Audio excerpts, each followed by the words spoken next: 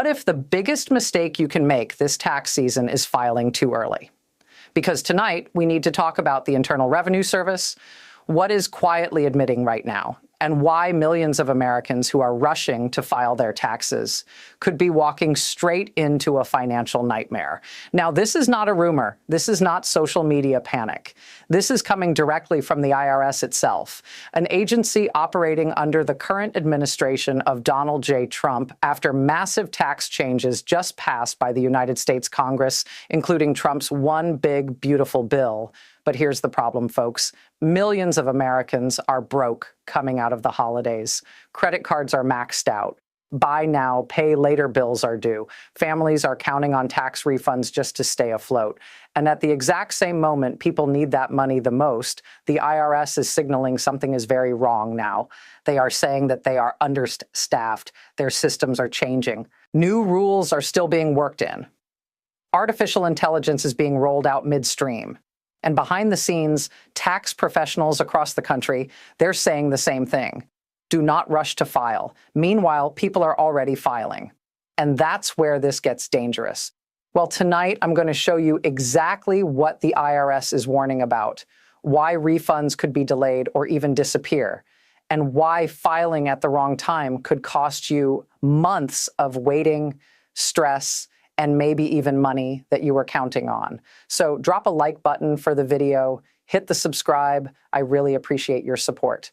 Now stay with me, because once you see what's happening, you're going to understand why this tax season feels totally different.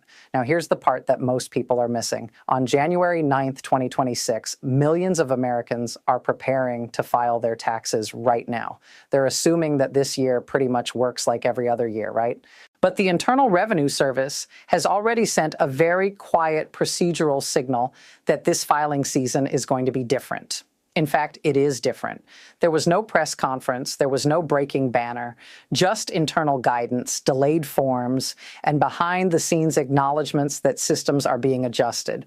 Now, this is happening under Donald J. Trump after U.S. States Congress passed Trump's One Big Beautiful Bill, which happened to rewire deductions and withholding rules. And this is exactly why this warning matters more than the headlines. Headlines tell you what already happened, right? Procedural warnings tell you what's about to break. So when the IRS quietly says, wait, it's not about convenience, it's about preventing millions of returns from entering a system that isn't fully aligned yet. Now, most people, they mistake silence for readiness. Now, in reality, silence is often the first sign of trouble. So this isn't political. It's not operational. The IRS is entering the 2026 filing season with fewer people, newer systems, and even more complexity than last year, believe it or not. Staffing reductions following the recent government shutdown left the agency thinner than most Americans realize. Entire processing units were consolidated, reassigned, or maybe even completely delayed returning to full capacity. At the same time, internal systems are being updated while filings are beginning. Not before, not after, but during. Now that matters, guys. Tax processing relies on sequencing, intake, validation, calculation, release. If one of those layers is missing, or if one of those layers is adjusting, everything downstream slows down. This is why readiness failures translates directly into refund timing issues. A return doesn't get rejected, it just waits. It doesn't error out loudly, it stalls quietly. And when millions of returns hit a system that's still calibrating, the bottleneck doesn't announce itself. It compounds. This is why tax professionals are warning clients not that refunds won't come, but that they won't come when people expect them to. Now, that distinction is everything. So here's where this actually stops being abstracted. It starts hitting home.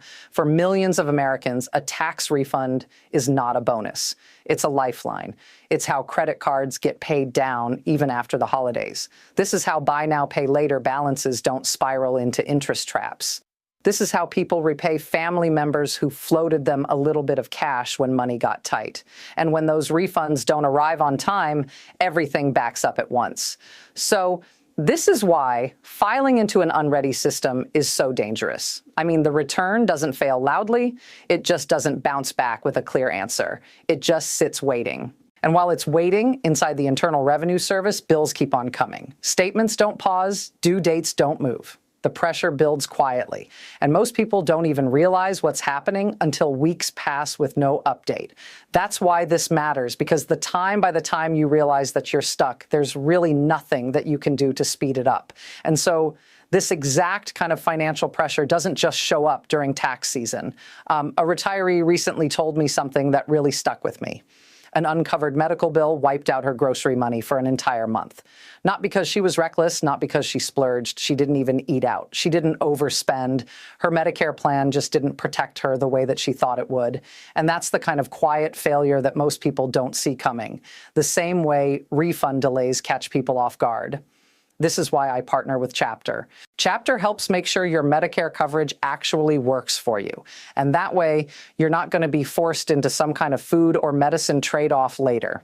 You know what I mean? They review your plan, they explain what's missing, and they help fix problems before they cost you a cent.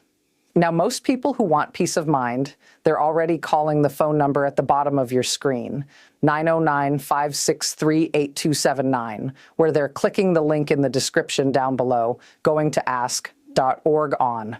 Now, let's get back to what's changing this tax season, because this next part explains why the rules shifted in the first place. So this filing season is way more complex for one specific reason. The rules changed, and they changed recently. Under President Donald J. Trump, Congress passed the One Big Beautiful Bill, which introduced new deductions and adjusted how withholdings works across millions of households. Now, on paper, that is really good news. But operationally, it creates friction. New deductions don't instantly translate into finished forms. Withholding tables have to be recalculated. Processing logic has to be updated, tested, and aligned across IRS systems. And that right there, that work didn't finish neatly before January. It's happening as people are preparing to file. And this is not speculation. This is how large-scale tax systems work. The law moves fast. The machinery catches up later. This is why tax professionals are not panicking, but they are cautious. Because when filings hit before machinery is fully synced in, the system doesn't guess, it waits. And waiting is what creates refund delays, not the law itself. So this is where common sense betrays people. Most Americans assume filing early puts them in the front of the line. Anybody would agree with that. Drop a yes if you do, but with the Internal Revenue Service, that's not how it works, especially this year. Certain returns, particularly those that are involving the Earned Income Credit and the Child Tax Credit, they're legally restricted from being processed until later in the season. So when you file early, your return doesn't move faster. It just gets parked. And here's the new angle that most people miss. Early filers often become test cases. So when systems are still aligning after changes like the One Big Beautiful Bill, early returns, they're the ones that are most likely to hit mismatches and validation checks or timing conflicts. That's when queue paralysis kicks in. Basically, your return isn't rejected. It isn't approved. It's just kind of frozen in a holding pattern while the system catches up. Meanwhile, later filers may actually pass through faster once the pipeline stabilizes. Filing early actually feels proactive, but in a year like this, it can quietly work against you. Now, of course, I'm not a financial advisor. I'm not a tax advisor. I'm not a tax consultant. This is not tax advice. It's not financial advice either. Always consult your own tax advisor or financial consultant. I am not either of those professions. Now, a lot of people tell themselves, well, I'll just file now. And if there's an issue, I'll fix it later.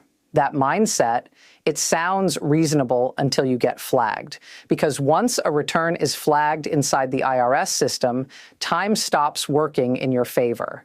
Corrections don't move quickly. Amended tax returns don't jump the line. They just kind of go into a separate process that can stretch weeks into months. And the silence is what breaks people. There's no clear updates. It's like, what's going on with my tax return? No timeline you can trust, just waiting. That's the emotional trap. I mean, you kind of think you're getting ahead, but the moment that your return gets pulled aside, you lose control of the clock. Bills keep moving. Life keeps on moving. Your refund doesn't. This is why the tax professionals are so cautious about fix-it-later thinking this year. Once you're in the system the wrong way, there's really no button to undo it. And that's a hard lesson to learn the slow way. So here's something most Americans were not told plainly. The Internal Revenue Service is rolling out artificial intelligence across parts of its tax processing systems right now. Not someday, not years from now, this year. Internally, this has been acknowledged as a transition period. AI is being used to assist with validation, fraud detection, and processing prioritization. And while that might sound efficient, learning curves don't disappear just because the technology is new. AI doesn't automatically mean faster or better returns or better results in one day. It means adjustment. It means calibration, tweaks. And of course, during calibration, mistakes happen. Some returns may get flagged incorrectly. Audits may be triggered unexpectedly. Some returns, well, who knows what happens to those? Others may be delayed while systems cross-check data in new ways. This creates risks in both directions. Under refunds, over refunds, and holds that just don't resolve quickly. So this is not fear-mongering. This is a reality of system transitions at scale. So the IRS itself knows that this is not a plug-and-play year. And when millions of tax returns hit a system that's still learning how to evaluate them, timing becomes unpredictable, even when nothing is technically wrong. So here's the uncomfortable truth. Some Americans are still waiting on tax refunds from 2024 while they're preparing to file for 2025. Can you believe that? Anybody still waiting on a refund? Well, that backlog never fully cleared. Paper filings, amended returns, returns flagged for review, stacked up quietly over the last 2 seasons. And while the IRS does pay interest on delayed refunds, it's minimal. It's pennies. Nowhere near enough to offset the financial strain people are experiencing while they're waiting, especially with credit card debt and credit card statements backing up. This backlog matters because it sets the baseline for 2026. This is a system that's already carrying unresolved cases, having less flexibility when a new filing wave begins. And every unresolved return occupies time, personnel, and processing bandwidth. So that's new evidence that most people are not factoring in yet. This is not a clean slate year. This is a carryover year. So when you combine existing backlog with staffing shortages and system updates, delays don't start from zero. They start from behind. And that makes timing decisions far more important than most filers even realize.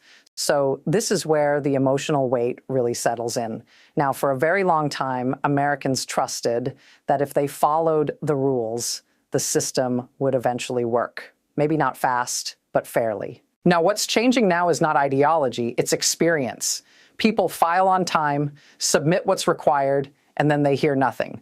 Weeks go by, then months. The uncertainty is what erodes trust. It's not just the delay, it's the silence. So when refunds are late, people don't know whether to plan, wait, or panic. That uncertainty bleeds into every other decision that they're making financially. And so when enough people share the same experience, confidence collapses quietly. Not with protest, not with headlines, just with resignation. This is not about hating the system. This is about just feeling disconnected from it. This is why this matters, because once people stop believing that the process is predictable, even when it's slow, they start assuming the worst. And that mindset spreads faster than any official explanation ever could. So this broader frustration found a focal point in Minnesota. Reports of fraud combined with rising tax burdens ignited something deeper than a policy debate. Conservative voices began openly questioning why taxpayers are being squeezed while inefficiencies and misuse, especially in Minnesota, go unresolved. Well, this is where the tax revolt language actually comes from, not as an organized movement, but as a psychological signal, so to speak. It's a pressure valve. So when people feel trapped financially and ignored institutionally, they don't always demand reform. Sometimes they withdraw consent emotionally first. And this is what makes this moment different. The conversation's not just about tax refunds or filing dates anymore. This is about perceived fairness. Minnesota didn't create the frustration, it exposed it. And when the narrative spreads, it reshapes how people interpret every IRS delay, every unanswered call, every unexplained hold. So this matters because once trust, or I should say once distrust, attaches itself to taxes, compliance stops feeling cooperative and it starts feeling adversarial. So this is a very dangerous shift for any system built on voluntary participation. And Minnesota cannot afford this. So this is really the cold reality that most Americans don't understand until they're living in. Calling the Internal Revenue Service rarely fixes anything once your return is delayed. IRS agents don't have the authority that people assume that they do. They can't manually release a refund. They can't override system flags. They can't advise you on deductions or corrections. So, in most cases, they can only tell you what status the computer already shows or maybe just instruct you to wait. Really? Thanks. I waited on a hold for 45 minutes for you to tell me to just wait for my refund. Yeah. Well, this is why so many callers hear the same answer: go see a tax professional. Not because agents don't want to help, but because the system doesn't allow discretion. Now, here's the part that people find hardest to accept.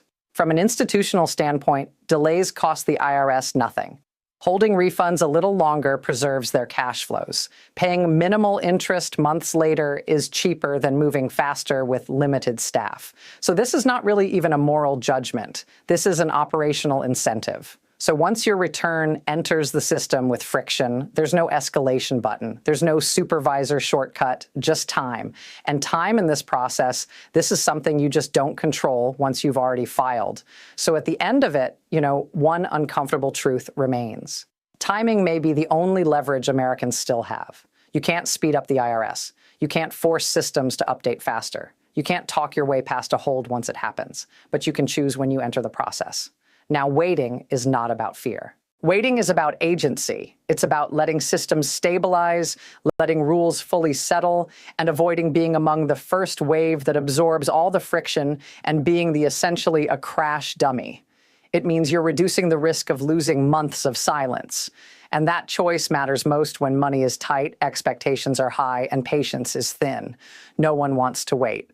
But sometimes waiting is the difference between uncertainty and control. Now, this tax season, it definitely feels different because it is different.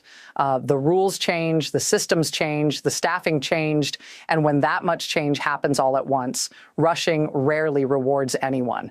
And so the real question isn't whether to file early. It's whether you're willing to trade speed or trade stability, and only you can decide that. This is not tax advice. I'm not a tax advisor. Be sure to drop a like for the video, subscribe to the channel. We'll see you next time.